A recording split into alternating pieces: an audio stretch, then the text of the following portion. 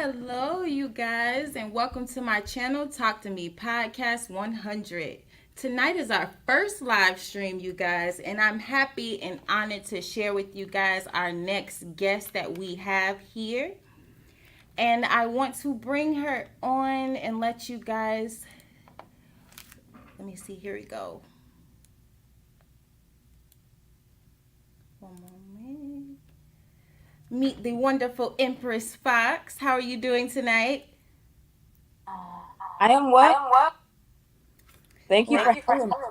you're welcome. It's a pleasure to have you. I do want to let everyone who does not know this is a woman who is breaking out of the shadows and standing in the front line, not just for justice, but to be a voice of reasoning.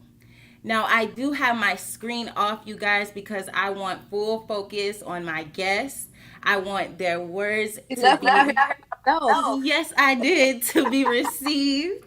So you guys, not only are we going to get into the things about the protest and the YSL, we're also going to dive into her life and accomplishments and her future goals and plans. I was so intrigued at how much success she has achieved and put dedication to. It's crazy. So give a warm welcome and W's in the chat again, you guys, for Empress Fox, the Empress Fox. You're making me nervous. No, don't be. So again, this is my channel, Talk Me Podcast, and it's a diverse channel. It's not boxed into one thing. I have different things on this channel, but you were such a top focus on me getting onto my channel because when you led that protest, I was, for one, I was scrolling through my little YouTube in the morning time, and it popped up, and I was like, oh my God, let me go to it. So I think it was under the Black Law Student page on YouTube. So when I seen it, I was so happy because when I tell you I'm in the law and crime chats, I'm in Cat Not Williams chat, Nick Starro, lead attorney. So I'm in all of those chats and I'm like, where's the protesting? Like I understand people were very nervous probably about doing it or trying to organize it, not trying to bring nothing else that could be negative towards the Young Thugs case. But you organized it so well, so peaceful, and I again want to give you your amends and props for that. Thank you so much. And for those who, I want to show a few clips from that protest. Uh-oh. So now it's not going to be the whole protest. It's going to be a few clips in the audio of your speech that I picked out a few of You them. got the speech. I did. Awesome. I really did my research. Take that. All right, so let's get into this.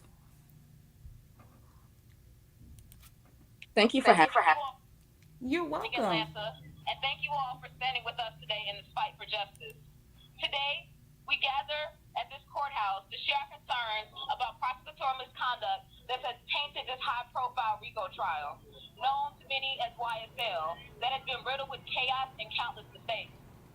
Today, we are here to say enough is enough and encourage the community to join in our fight and making sure Fulton County holds themselves accountable. It says in Matthew 18:19 through 20, again I say to you, that if two of you agree on earth concerning anything that they ask, it will be done for them by my Father in heaven. For where two or three are gathered together in my name, I am there in the midst of them. So let's stand together and let our voices be heard. We are asking for the community and beyond to come together to hold those in these high places accountable today and every day moving forward. So let's talk numbers. Marquavius Huey, Diamante Kendrick, Carmarvavius Nichols, Mr. Nichols, I apologize, Rodelius Ryan, Shannon Stillwell, and Jeffrey Williams. 900 days. Today has been 900 days since Jeffrey Williams has been locked up with no bond. For almost 3 years, they have been held in custody and denied. Two known ex parte meetings, one which included the prosecutors, sworn-in witness, and the judge. This ex parte that included two prosecutors and one sworn-in witness is exactly what led to the recusal of Judge Uriel Glanville. This is not just a breach of protocol, it is an assault on the fairness that our courts are supposed to uphold. One co-defendant, Antonio Sledge, who whose bond was revoked, and he was sentenced to 5 years in prison with 27 years on probation to follow. 49 mistrial motions and approximately 22 curative instructions to the jury. Is this what justice is supposed to look like? In that heart alive, we are the pulse of accountability, transparency, and justice. Together, we are the force that will restore health to a justice system weakened by corruption. We are the heart of change, and we will keep pushing loudly and relentlessly until justice is served. Thank you, God, for standing strong with us. Together, we continue to fight for what is right. Free YSL. Oh, that was so powerful. You have no clue what you've done. You have literally put yourself in history, to be honest. Everyone wanted it, everyone thought of it, everyone wished for it. And to have someone, not just a resident of Atlanta, Fulton County, come way from Chicago, drive all the way there to hold that protest. And it sucks that they canceled court that day, right, but you still held your ground. You still came for what you came for, and the mission was complete. And it was, again, very powerful. Thank you. You literally listening to that day, and it touched me obviously listening to it right now. Yeah. Yes. Now, I know, like I said, again, most people know you from the YSL protest, but are there other trials that you've rallied at or advocated before previously? Trials, no, but I there are a couple that I've been to. The George Floyd protest, I was in CNN. I did a peaceful protest there, even though it got rowdy. I thought that was the adjective, but I don't know if you know, years ago, the Gina 6 down in Louisiana, down there, I did a protest in Chicago for them, as well as Kanika Jenkins. I was at the protest for her. Kanika Jenkins, if people don't know, young lady, she ended up in the freezer, dead at a Chicago. Nobody knows that. So, yes. That is very, like I said, it's very powerful to have someone that can stand up and just fight for justice, even when they feel like they're not being heard. Just continue to keep pushing through it. So I do have some thing on here that I like to call the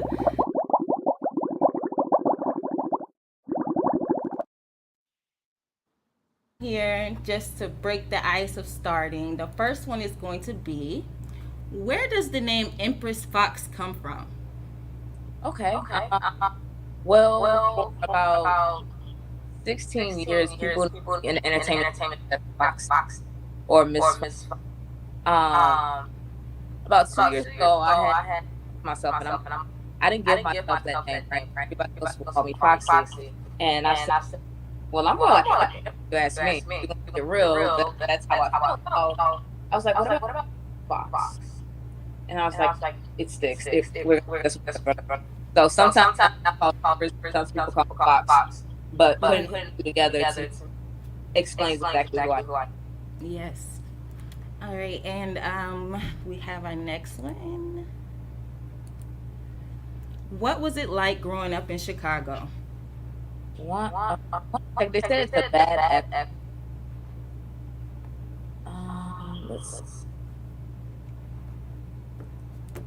You have an echo? You're echoing. Okay, let's see here. I just want to make sure you get good footage.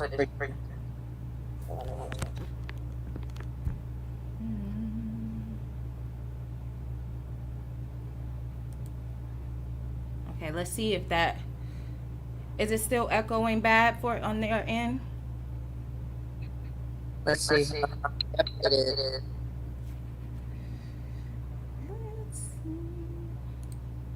Technical difficulty. Yes, let me see. May I have to cut this? Do you have the audio playing anywhere else? No. Is that better now, or is it still echoing? Let's see. Nope, no echo. Okay, I had to turn the. Okay, I know. All right, we're gonna get it together.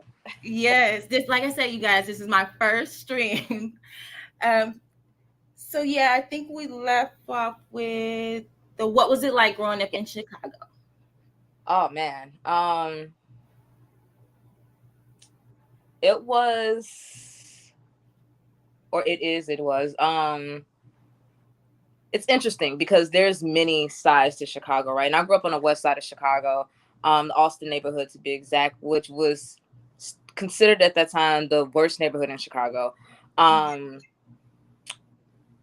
I've seen a bit of everything, and personally for myself, I went to private school, so I saw things in a different light. But then you go back to your community and you see what's real. And so growing up, there was a lot of drugs and violence and all that kind of around me on my block, to be exact. But being able to have the opportunities to travel, to see the world, to see different things, I was able to see that there was more than what was in my environment, and I'm blessed to say that because there's a lot of people that have never been out their block. Right. So, just growing up in Chicago, it was fascinating. We had juke parties. We go to the roller rink. We just in general, like I'm saying, like any inner city, I would say. But right. Chicago is a great city. It has its pros and cons, but I wouldn't change being from Chicago for anything. So Chicago's dope. Okay, all right. And what inspires you?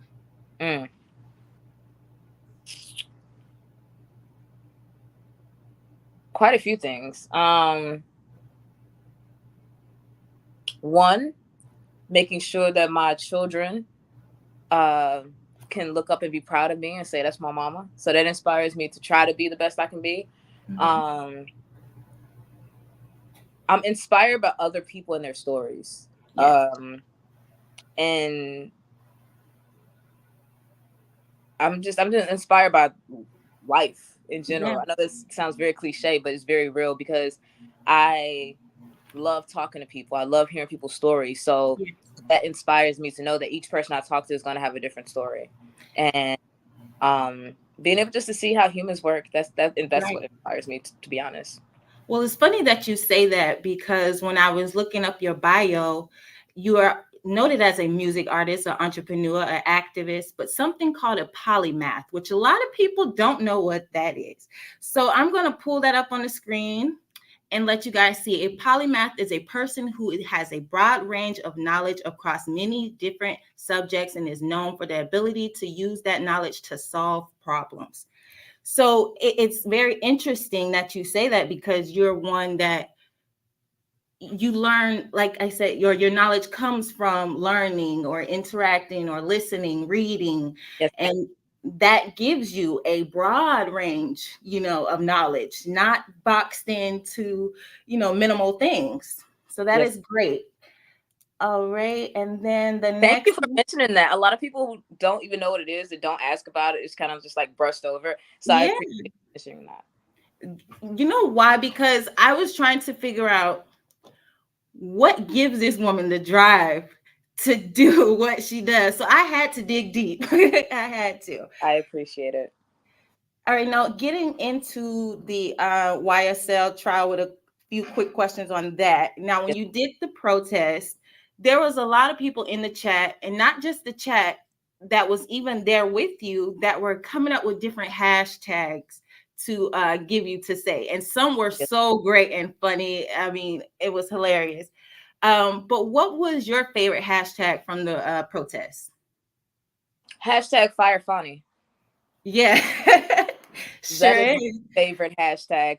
Because without her, there would have been no Rico. There would none of this other stuff. So she's the main component to that. So that was my favorite hashtag, I would say, being honest. But outside of that, the free YSL, because a lot of people originally were asking me, why didn't I say everybody? And I feel like saying free YSL is saying everybody. That's right. Yes. And it's crazy because the protest happened right when they were having, early voting and people walking by. Yes. It's crazy. The timing. This was a week or two before I started everything together for the protest. I drove down to Atlanta, talked to City Hall, all this. I didn't know that. Well, outside of the voting, I didn't know all the other stuff was about to take place. So See, I thought that's how you aligned it. In my mind, that's how I thought. Oh, see, look how God works. Exactly. No, not at all. I didn't know that there was going to be a mistrial. I didn't know that, they were talking about plea deals. None of that was even in the works when I drove there a week prior to that happening. Wow. All right. Now, the last one that I have on here for the quick pick, because we all know Brian Steele cooks, but which attorney besides Brian Steele would you say also was cooking chef style? Oh. I know they're all great and they have different ways of trying cases. Choose? Okay. They all are great. Yes. The one that just have you on the edge of your seat, like, oh, I can't wait to hear them cross. There's two of them. So I'm trying to narrow. Oh my God. I would say, can I do an honorable mention? Yeah, go ahead. Okay. I have to honorable mention Mr. Harvey. Mm-hmm. He be cooking. Yeah. That man looks like it's real hot up in the kitchen. Yeah. But I would go with Mr. Weinstein. He's very matter of fact. He's very, he always, if you're on the witness stand or you're the prosecution, he will make you feel like you're stupid. Oh yeah. A good thing. Sure. So, sure. Okay. Those are great questions. Thank you. Yeah, you're welcome. So those were just some little quick pick questions. Now, could you, I know it's kind of hard to really think about, but when we watched the trial, there were so many, like you said in your speech, calls for a mistrial. Yes, ma'am.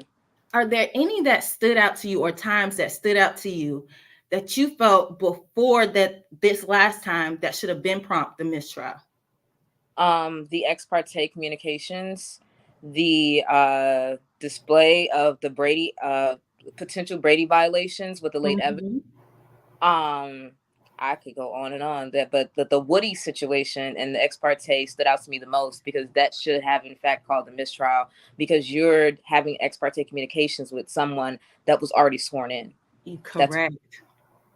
And I feel like that around that time is when everyone started tuning in. I started late. I started like the end of May, beginning of June. Okay. I jumped in around that time. But I have a clip here back from when the first mistrial was called. And this was on day one. Day one, you guys. So I'm going to play this. It's 2 minutes long. I hope that's not too long for you guys. Oh, no, it's fine. Okay. But it's very interesting to see how they were moving from the very beginning and to see how the judge, he had for one, he had multiple times where he kept throwing out the word, oh, well, take it up before the appellate court. So it was like, to me, he had already had in his mind where this case was going. Yeah. But I'm going to go ahead and play this clip for you guys. Who's on trial before you today is Rodelius Ryan, Flamarius Nichols, Marquavius Huey, Jeffrey Williams, Shannon Stillwell, Diamante Kendrick,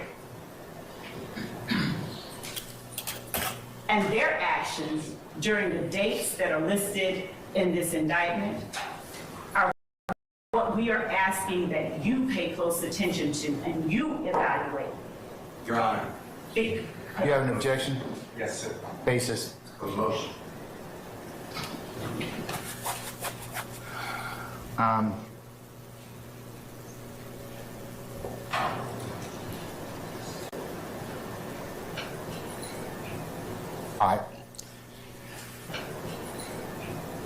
right. Ladies and gentlemen, this is one of our breaks. I'm going to need to probably ask you to retire to your headquarters jury deliberation room. Good morning again, Your Honor. Your Honor, last week, 3 weeks ago, you ordered the parties to share all of their displays in opening statement to the others so we don't have to have these interruptions. I did that. The state shared with me 4 attachments. That's all they had. That's what I got. What you just saw on your screen, if you don't remember, I'll ask the state to put it up, and I asked for it to be marked as exhibit, is what you already excluded.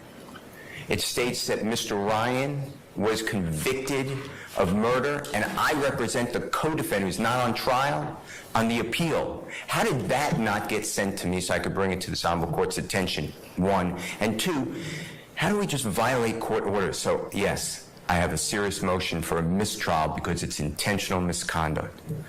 During the lunch hour, Ms. Love, I want you to play or the slides that you have that otherwise have not been shown. You need to show them to the defense counsel and make sure they're correct. In the absence of them being corrected, I'm going to exclude your presentation. You in no way offend me by raising any type of motion. I think you're doing I think that you and the others here are representing your clients well, but sir, I have to be able to control these proceedings. And you at times in these proceedings have not listened to what the court's told you, and I certainly could have explored other options. I didn't. So, I'll tell you that much. Just horrible. Just horrible. Like, I just got chills. Yes. Because, watching that, it felt like they had no hope. And to hear Thug at the end tell Judge Whitaker, you was the best thing to have. Of course, he knows his lawyers, but as far as trying the case, for her to come on there so she can be a referee, even though at times I didn't feel that way. But hey, I can understand it was still a lot better than what Glanville was holding them to. I agree. She was a little less biased, but yes. All right. So my next one is, because there's a lot of different ways that you can look at it. So do you feel that this case is for a political gain or a case where the state was truly relying on their investigators' intel and believed at heart that these men were really guilty or are guilty? I say a little bit of both. I know for a fact 100% is a political move. But I don't know if you know more about the case, the fact that there were other prosecutors on the case before Love and Hilton got on the case. Yes. But then they left and supposedly they took things with them. So I feel like in their mind, with their way they put the game together and all the different pieces, they felt like, or they feel like they have a solid case with the evidence that they have, though the evidence is circumstantial based on what Whitaker has said. I believe that if they could try the case the way they wanted to, then they would have a case, but they don't know how to do this by law. So that's why their case is falling apart. Right. Now, I have a question and maybe you can answer it for me. Because like I said, I'm not a law student. I'm just a watcher and viewer that has been tuned in by the injustice and all of this, going on. So my question is, Vandy Willis used to be before she was a defense attorney a while when she first started. And her client that she had, I cannot remember his name at the moment. Mondo, yes. Now, he is a so-called affiliate with YSL, if not one of the founders. He's the co-founder. Yes. So I understand the conflict as to why he may not, because that was someone she represented back then. But to me, it seems like she used all the knowledge she had from being his attorney, used that and tried to turn around and lock these boys up. And then not only that, when you look at Wyeth and Lucci, and you look at all of the If Gang things that they had going on, and you wonder, this letter or this recommendation that she sends to the Supreme Court or whoever to help release him early, and you listen to this and it's like, for one, I haven't seen any evidence really as far as this YSL trial. I'm not talking about the overacts really, but as far as evidence as anything that they have going on besides, I'm looking at Lucci and he's on camera pushing someone out of their vehicle that is deceased after a drive-by shooting, and you're writing a letter for recommendation to have him early termed, when these other guys here, you don't have really anything on them, but you're trying to give them 40, 60 plus years. So I'm like really trying to figure out, was this just a case of personal, like attack? Like what really Absolutely. was the motive? The motive, I don't think that we'll ever know the actual motive, right? That Fonnie would never come out and say, right? But Right. it was personal. I feel from everything that we've heard over the past year, and things that was known prior, like her being Mondo's lawyer, and Right. not being on this None of the trial. co-founders are even. Woody's not on the trial. Nobody that I felt should have been on trial was on trial. But I don't want to say okay, so the rumor has it, Right. that she was close friends with someone that was unalive during this case, and that she told their family that she would get justice, right? Just like she told Right. quite a few people that were on the stand, but she let their perpetrators walk free. Right. So for me, I feel it's political. I feel it's personal. I feel like this was never about justice. Because if it was about justice, there's a lot of things that would have been done differently, right? Yes. The fact that they kept talking about this big fish, and obviously that was before Fonnie, right? But Paul Howard didn't want to push the case because he said that Woody was not credible. So just looking at a lot of things, I wondered to myself as well, why when she came in, after a lot of these gentlemen have already been in jail, done their time, or the convictions got overturned, why now? Even though this was 2 years ago, why now? But then I look at it and I see all the other RICOs that she came in and decided to put on. You got the teachers, you got Cop City, it's a couple other as well. But she came with an agenda, and even though the first prosecutors left off this case before Hilton and them, Yes. I felt like she pushed this case knowing that they took things and this, that, and the third, where Love and Hilton couldn't try this case the way they wanted to, Right. or needed to. So I just feel like this case in general should be dismissed, and I've said this since the beginning. When I say dismissed, I don't mean mistrial. I don't mean Right.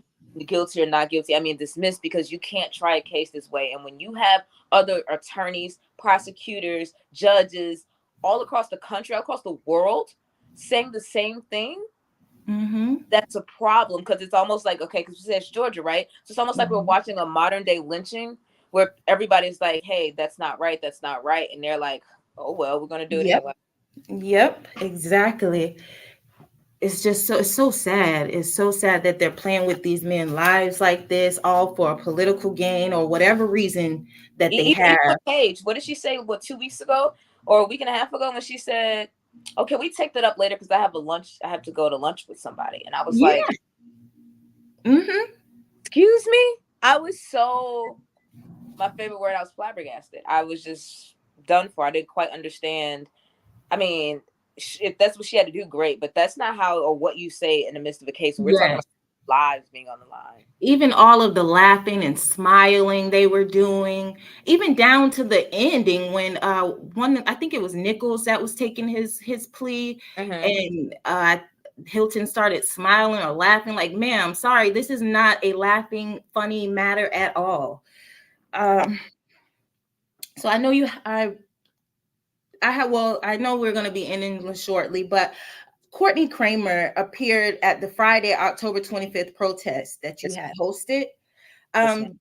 When she spoke, what did you feel about her speech and her stance on winning as lead attorney? Oh, district attorney, should I say? Personally and professionally, I feel what she said made sense.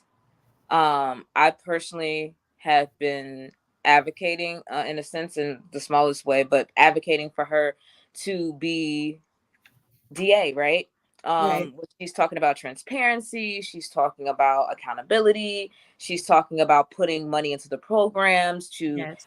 divert people so that they don't end up in jail or in her office. Mm-hmm. I respect what she's doing, and I feel like, yes, she's young, yes, she's a Republican, and yes, she's white, because those are the three things that a lot of people pushed back on when I spoke to them about her. Yes. I feel like we know what Fonny's about, right? We've seen her in action for the last 4 years.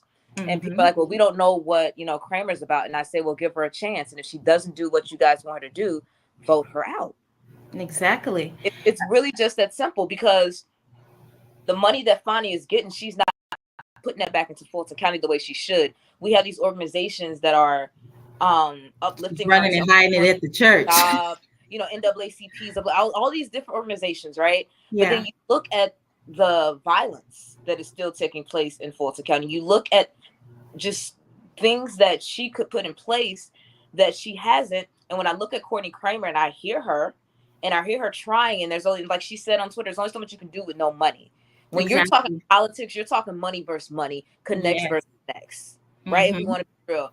And she said out of her own mouth, Courtney, she didn't have the funds to do everything that she needed to do to go against Fonny, who has millions of dollars that she's not putting back into Fulton County. She's giving it to every other state, because I feel like she's searching for something larger than a district attorney position. Mm-hmm. Exactly. But I really hope that Courtney upsets her. There's a lot of people that are voting for her. And so I feel like she may have a chance, even if it's by a 1% win, a win is a win, Yeah. right? So Kramer for DA. I'm not So even I'm in gonna Georgia, but yeah. yes, I'm gonna play the clips that we have with her at the protest. Awesome. And you guys have to remember, it's not about red or blue when it comes to district attorney. It's about justice and Yes. who is going to fight the hardest for justice. And as we see, Bonnie has motives where it's a financial gain for her. And Mm-hmm. it's not about the justice when it comes to it. And then she uses the race card as her leverage way when it comes to this. And she wants to think, oh, people are pushing against her because she's African American. And then, well, what about the African American people that feel that way? Oh, they're pushing that way because we're trying to stop gang violence and this and that. And it's like, no, vote someone that is going to hold not only the other people that they have under them accountable, but their self. Love should have been off this case. And even if she wasn't off the case, there should have been some serious conversations with her as far as her demeanor that she's showing in court, her professionalism. I agree. Instead, you respond to a letter letting everyone really know she's doing fine, she's doing great, she's not getting fired, she don't have to worry about that over here. And it's crazy. I mean, you're not for justice, because what Loves is up there for, she's up to win. There's no justice with that at all. I agree.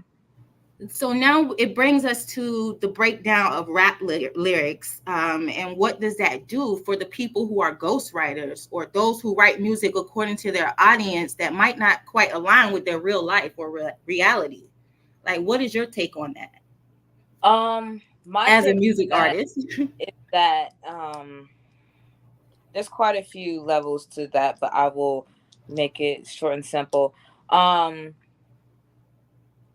should never be on trial in any form of fashion, whether it's music, whether it's painting, whether it's TV, whatever. I don't think that it should ever be on trial, because when you spoke about ghostwriters, right? At no Right. point in time during this trial did we ever hear the prosecutor speak about ghostwriters or writers at all. It was just about, these are the lyrics, right? And just think about when Thug did his plea and Love was reading off what she claimed was Young Thug's lyrics, when half of the lyrics was not even Jeffrey's lyrics. Yes. So when you look at things like that, like songs that he didn't even make, right? I feel that if you don't ask the person what they meant, which I haven't seen in this case or YNW Melly case or any other case that have used lyrics on hold. They don't ask that, right? So you can't interpret what my lyrics mean, or you can't interpret what my songs mean. And that alone should be a reason why lyrics should never be brought up in trial. It puts music in general, not just rap, but it's putting music in general under a microscope, because people are then asking about other different genres, right? So now it's like, okay, if you're going to do rap, you got to do country, you got to do rock, you got to do alternative. And it just opens up the door for a bunch of nonsense that we can't take care of shit that excuse my cursing. We can't take care of things that matter in this country as what we already have. Now we're going to add lyrics to something else that we have to worry about. Right. Crazy. It's crazy. You asked me, that goes hand in hand with writers for movies and plays.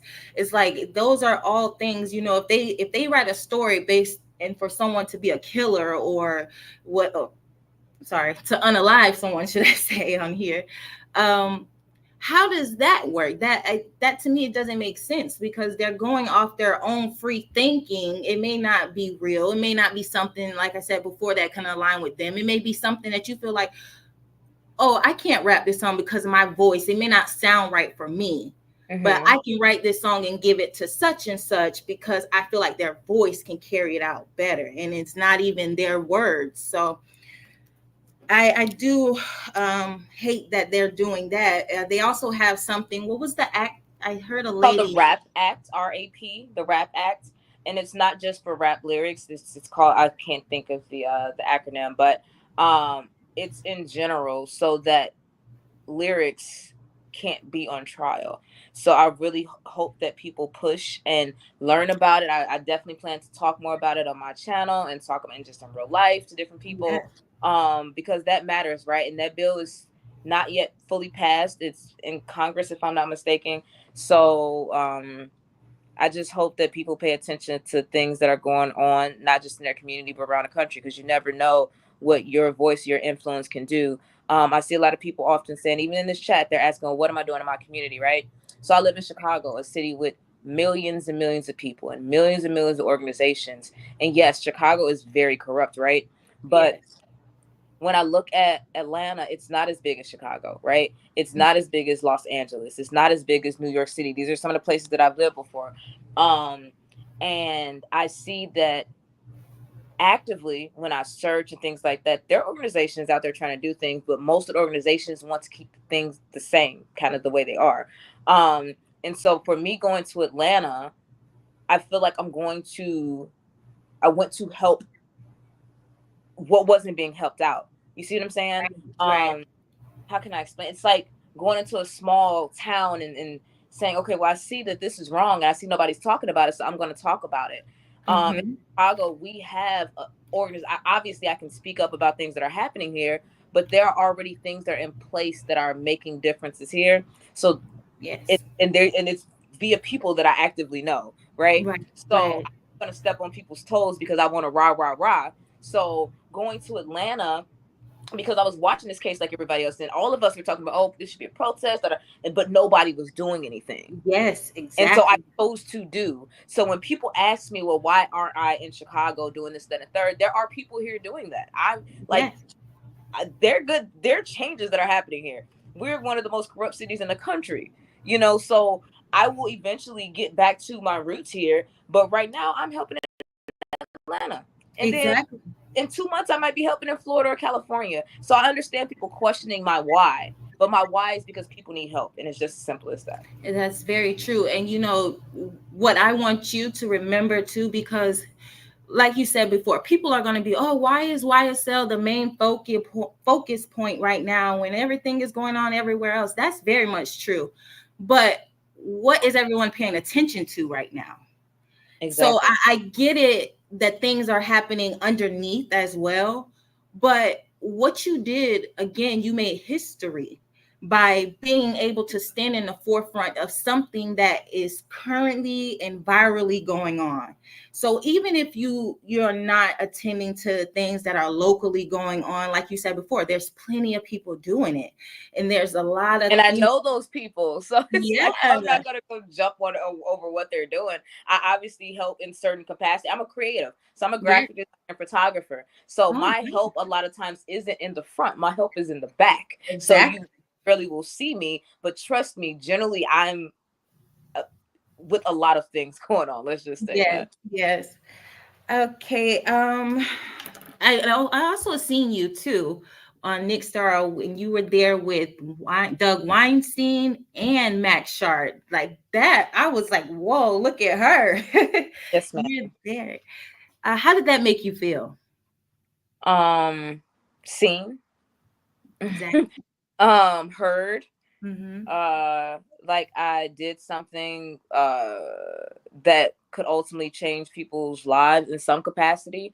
um I hearing Max and Doug, I guess, give me flowers, and I did none of this to receive flowers. I did it simply to say, okay, hey, we're not gonna keep sitting back seeing you guys do this, and we're not gonna say anything. Um, and so to know that I was acknowledged by the very people that are actively involved in the case, it meant a lot. Which is why I have more protests planned. Specifically coming up in November, there are 2 protests planned. So, yeah, I just feel like I'm gonna keep going, and we have 2 more to get out here, and then working into Fremont and working to get Lil Rod better counsel for his appeal. So it doesn't just stop there. And I shouldn't respond to it, but can I respond to a comment that's in your No, go chat? ahead. Go ahead. Somebody said, I don't agree, Empress. There are many advocates for change in Atlanta. Advocating extends further than protesting. And yes, I understand that it extends further than protesting. However, protesting gets the word out. There were millions of people and blogs and everybody talking about the misconduct now that they may not have been talking about before. They may have just been talking about, oh, the Young Thug trial and oh, this and that happened. But I was able to point out via bullet points the various aspects of the trial that were um BS. You know what I'm saying? Um, Yes. and yeah, again, I didn't say that there weren't organizations in Atlanta, but there weren't organizations actively working on this case. I can Right. one at a time, so I'm Mm-hmm. talking specifically about this case. And it was more than about Young Thug for me, because I've said numerous times on many platforms, I didn't go in this being a fan of Young Thug, right? Like, Right. oh, Right. whatever. I've heard his music, I listened to his music, but I came in watching thinking, oh, another rapper that's about to, go to jail for whatever. But as I began watching, I started seeing the injustices happen, and I was like, well, you can't do that. That's violating people's constitutional rights.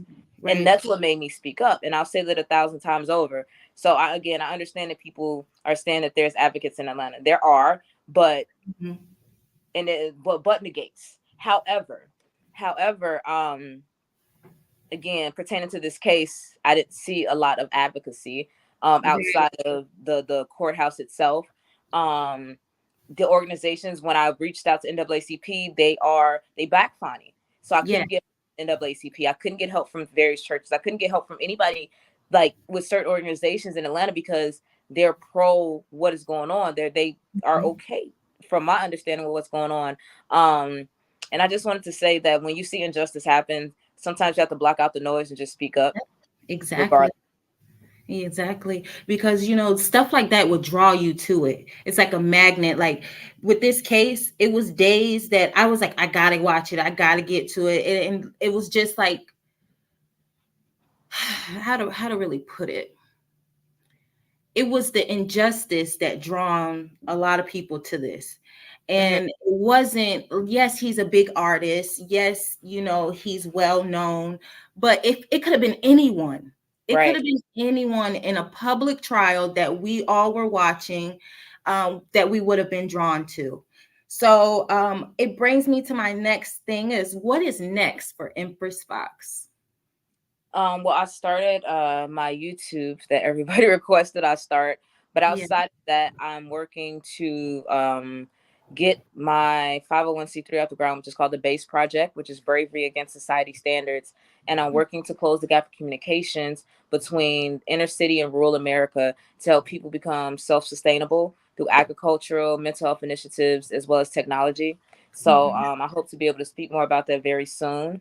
Like I said, there are more protests coming up for the trial, one this week and one on the 21st. The 21st, I'll be inviting the media out again because we're pushing for the boys to come home for the holidays. So that's very me is to get the rest of this specific trial home for the holidays, and then we'll see what happens moving forward with the next trial. All right. I got you for about 2 more minutes. I want to do like a little quick moment here. For all of those who are still on this case, still in this trial, is not over. Court should be resuming tomorrow. Doug Weinstein and Max Sharp, they have a case before them with these prosecutors, and I know that they're not worried as far as fighting, but I know that now that it's down to the final 2, it is a little more scary because we're seeing how they're just running over people and running over, the laws. And I feel like now they're back for blood. They're coming back for blood. They did not get those pleas that they wanted. They did not get the acknowledgement, the factual acknowledgements that they wanted. And at times it looked like they thought that they were getting a plea. And then once when they came back and reverting saying, we're not, taking responsibility or saying that we're guilty for this, the RICO or that, their faces were looking crazy. And it's like, now it's like someone in their mind has to take this time. And I just want everyone to pray for who is left on this trial. Pray for Max Sharp and Doug Weinstein and his team. And their teams, yes. Free Yak Gotti, free Shannon Stillwell. Absolutely. Yes. Free them. All right. So thank you so much, Empress, for coming on my channel tonight.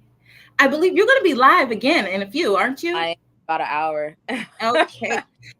Now, you guys see below, I have on the banner here. This is her YouTube. I believe it's at I Am Empress. Wait for it. I Am Empress Fox. And then also her Cash App, you guys, if you want to send anything to her, help her with her channel. It is new and growing as well. And we thank you again, Empress, for all that you've been doing, all that you have been protesting and letting your voice be heard and a voice of reasoning.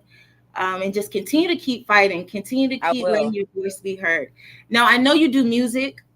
And before we close out, I didn't know if you have anything that you like to let us hear regarding this injustice that we have going on, just to soothe our minds a little bit and hear you from another perspective. Well, I don't have anything specific to this case, but during the George Floyd situation, I did write a song. So I can play that, and we can play it almost as an outro, and they can kind of hear where I'm coming from. Go ahead. Yeah. So you guys, we're going to go ahead and play the outro or play the music, and we're going to also do the outro and end it out there. So again, I want to thank you guys so much for tuning in. This is my first episode, well, my first live stream, should I say, and I'm honored to have you on, and you have a great night. Thank you. You as well. I'm going to play it now.